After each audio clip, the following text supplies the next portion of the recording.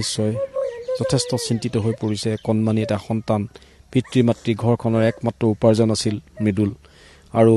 গাড়ী চলাই বিগত 10 বছৰ ধৰি গাড়ী চলাই এই পৰিয়ালটো পোহপাল দিছিলে আৰু ইতিমধ্যে আজি মৃদুল পৰা ঘৰখনত নাই গতিকে ঘৰখনত স্বাভাৱিকতে এক কৰুণ পৰিস্থিতিৰ সৃষ্টি হৈছে যি পৰিস্থিতি আপোনাক আমি বুজাব নোৱাৰো মাতৃ আছে পিতৃ আছে কণমানি সন্তান আছে গতিকে সকলোৰে দায়িত্ব মৃদুলৰ ওপৰত আছিল আৰু মৃদুলে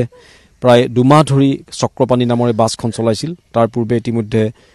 বিভিন্ন ট্ৰাক তেওঁ চলাইছিল যি সময়ত মৃদুল বৰা ওলাই গৈছিল আপুনি নিশ্চয় সেই সময়ত গম পাইছিল কেটা বজাত ওলাই গৈছিল আপোনাক কি কৈ থৈ গৈছিল মোক যাও বুলি কৈ থৈ গৈছে মই বলে যাও তেওঁ দুটালে 10 মিনিট থকাত ওলাই গৈছে আৰু একো না কৈ যাও বুলি মোক কৈ থৈ গৈছে তিনিঙা মন্দিয়াও বগিবিল আপোনাক কৈ থৈ গৈছিল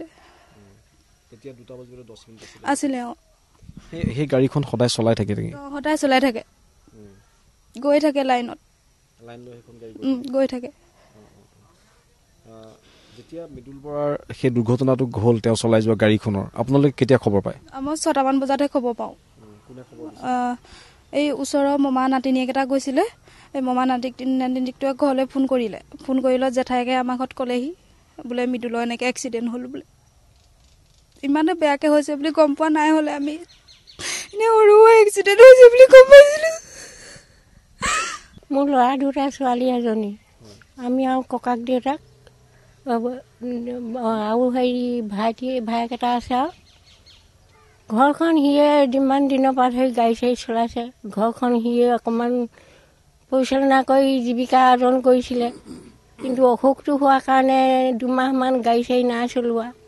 তাৰপিছত ভাল হোৱা দেখি আকৌ কৈছে যে মই কৈছোঁ নেযাবি তই পাৰিবি জানো মই কেনেকৈ চলিম গাড়ীলৈ নগ'লে অকণমান দুৰ্বল হৈ আছিলে কেনেকৈ মই চলিম গাড়ী নচলালে অসুখটো হোৱা হ'ল যেনিবা 6-7 মাহ আৰু তাৰপৰা সুস্থ হৈ উঠিছে আৰু তথাপিতো মই কৈছোঁ যেনিবা নেলাগে যাব মই কেনেকৈ চলিম কেনেকৈ খাম মই এবছৰ হৈছে অসুখটো পাৰ হৈ যোৱা নাই এতিয়া সেই 3 মাহ নে 2.5 মাহমান হৈ গ'ল চলোৱা সেইখনেই চলাই আছে